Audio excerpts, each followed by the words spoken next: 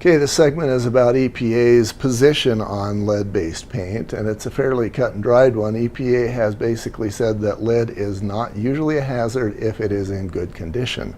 And this is referring to lead-based paint. You can imagine that a child might even go licking or biting the wall, which is one of the imagined scenarios. If you have lead on the paint, if it's in good shape, a kid would have to actually bite the wall or whatever in order to get that paint into his system. This is a very unlikely scenario. So hence the EPA statement that lead is usually not a hazard if it's in good condition. And again, they put out the statement also that homes built before 1978 are the ones with the problem. They have also provided guidance that basically says if you do have paint that's in poor condition, the remediation, the abatement, is to actually scrape off what will come off easily, capture that, get that thrown away, and then you repaint. It is as simple as that. In this segment, I want to talk about where you can find lead materials, and it's not just lead-based paint. I'd mentioned in a previous segment that you can see lead-based paint inside and outside, but nearly every time it's going to be outside because that's where the paint is in worse condition, and you can actually get access to the paint that might be 20 or 30 or 50 years old.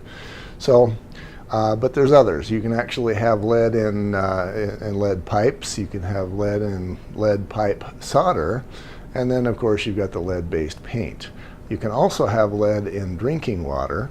And those of us that are as old as I am remember back when there was leaded gasoline. You can't get that anymore, at least not in the United States. Most of the world, that stuff has been banned. So as relates to the lead pipes in the house, the idea is that water might be not a lead problem coming from the city, and then it comes into the house, and maybe you have an older home that has lead pipes. When that is the case, you can actually scour some of that lead from the pipe and have that get into the drinking water where you ingest it that way. In many cases, those lead pipes are at least 50 years old, and if there is scouring going on, those pipes have probably ruptured by now and should have been replaced by now. As the home inspector, I will rarely see lead plumbing. But if you see something and you suspect it, maybe you don't know whether it's lead plumbing or galvanized, one way to find that out is to actually scrape it with a screwdriver, and if it comes up shiny, that's lead. Similarly, if you put a magnet on it, a magnet does not adhere to lead plumbing, so that's another way to do it. But for me, I prefer to do the shiny and the scratch test, and honestly, it just doesn't happen very much. What is a lot more common is the lead solder.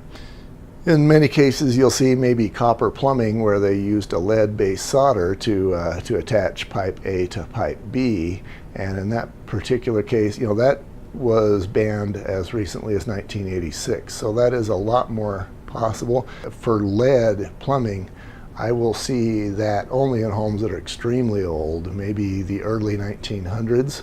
But as far as the solder goes, yeah, we're talking about it could be a 1980s type home. Now, something to be aware of is that since about the 1990s, EPA required water systems.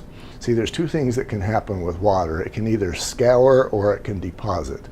So two ways for a pipe to die. One is actually for it to dissolve away and then start leaking and need to be replaced, and that's what's called a catastrophic failure. Or you can have a whimpering failure, which is basically the pipe's not getting scoured, but you're having dirt and calcium and water hardness and whatever actually deposit on the inner lining of that pipe, and it gives people a little bit more time to do the fix when they can do it, rather than wake up on Thanksgiving Day morning and find out their basement is full of water.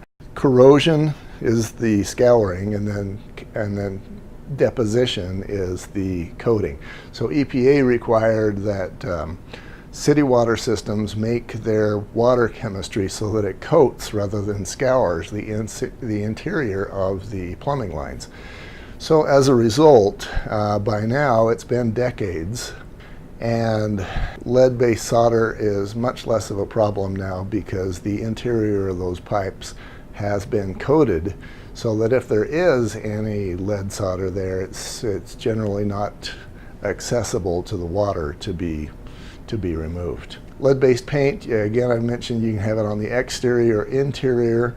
On the exterior, as the home inspector, I can grab an area where maybe it's peeling or maybe there's some in the dirt. Whenever I see peeling paint in the dirt, I think of my daughter again, as she was eating that dirt and wondering how many children are eating lead-based paint while they're eating dirt. Of course, the lead-based paint isn't good for her, but I'm sure that dirt wasn't good for her either.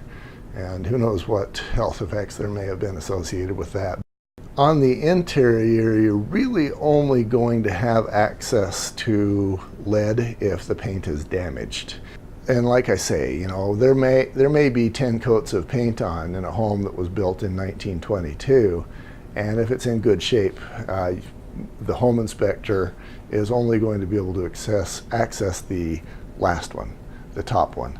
And you know, one thing a home inspector is not supposed to do, especially without permission, is to change the home in any way and to actually get a drill out or to start chipping off paint so that he can get in and see if any of those layers are lead. That would be improper. Similarly, if you've got, say, 7 layers and the third layer is lead, the chances of that lead-based paint layer actually getting out into the living space, very thin.